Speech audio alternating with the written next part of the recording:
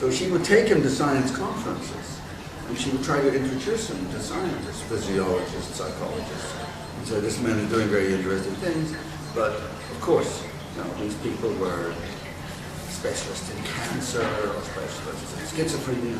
They have no knowledge of pictures. And so they said, well, thank you very much, that's very nice, and they walk away. But when she contacted me, my whole work was on pictures.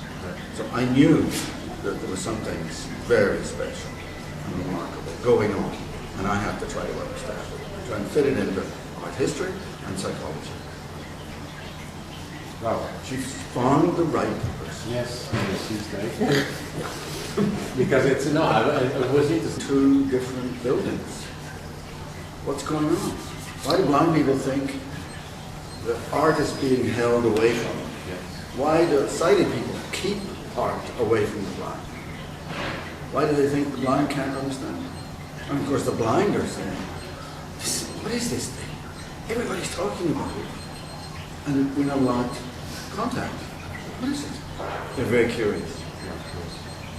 I would be very curious if I wouldn't be able to see Exactly. about everything. Anything you're not allowed, Absolutely. you want to know. Yes, that's human instinct. Fascinating. So Simon's work and talk about this is very, very interesting. And what he studies is blind children and blind artists who struggled through and got some art training. And what do they think about art now? Yeah. Young Yeah, I men, will very actually have a bright. contact with Simon because he's in India, so I can reply and Now my work is, how did pictures start? What were the first discoveries 50,000 years ago? And why did we think that that was just visual? And are those discoveries the same discoveries that blind people make now, if you ask them to draw? Do they do it spontaneously and invent the same things that those cave artists came across and realized the power of line drawings, perspective, all kinds of things? And the answer that I have is the drawing developmental sequence that takes a sighted person from scribbling to drawing recognizably is the same in the blind. That's the idea. so this is the process. Same process occurs.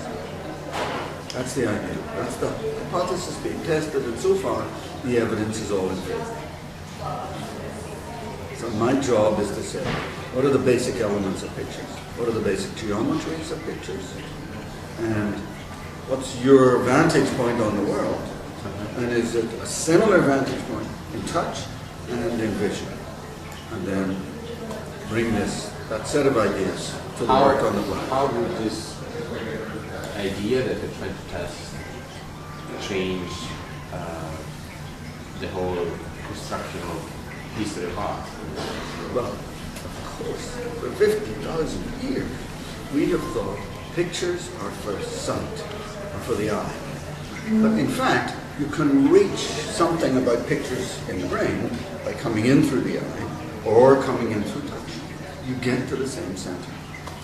There are Which is many the cortex. somewhere back here, somewhere in the cortex, somewhere, you might think of it as the visual cortex. And we kept calling it the visual cortex. Yeah, they kept calling it the visual cortex. But in fact, you can reach it coming in lots of different ways. So the very words that we use narrow our thinking. Oh, it's the visual cortex. Oh, it must be vision. We know we trigger it with vision, therefore it's the visual cortex. But in fact, you can also trigger it with touch. So it's another kind. It's a pictorial, an image, a spatial cortex. It's not just a visual cortex. No, that's kind of what follows. Yeah. That's the bit about the brain. The evidence is all about, here is a picture. Watch this person make a picture. They can do it. They can do this kind of picture. They can do that kind of picture. And what you have to do first is understand what the world of pictures is. And we had a big mistake for 50,000 years. We thought it all had to do with vision. Secondly, when we invented perspective, people thought it's only an invention. It's just an idea and you can teach it to anybody. But it's just an idea. And many, many geometries are just as good as perspective. So it's a There's method nothing, better. yeah, nothing special about perspective. Argued this strongly in the 19th century and argued it vehemently and politically throughout the 20th century, but it's just wrong. In fact, this was a discovery about how the senses work and how space is arranged. And it's something that blind people will come across spontaneously and use to make pictures, just the way sighted children come across it spontaneously and use it to make pictures. Yes. And it's anchored in everybody's ordinary behavior in the three-dimensional world. It's not a cultural intervention, it's not an alphabet, it's not something like the Cyrillic alphabet that you have to teach people and then they can read. No, it's there present as an intuition, and the only question is, are you going to use it? It's as natural as water. Because maybe there's a way to position yourself in the world. That's right. It tells you where the world is, and it tells you where you are in the world. So it always does. But it's not a matter of learning, It's not a matter of learning. No.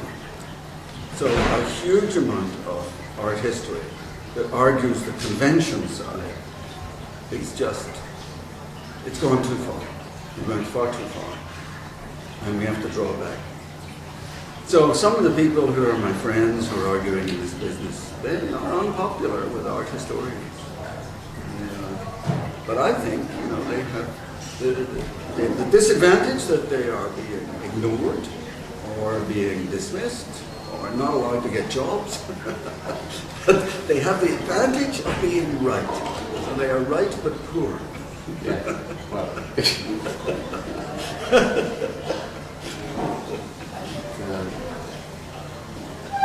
But I think the tide is turning.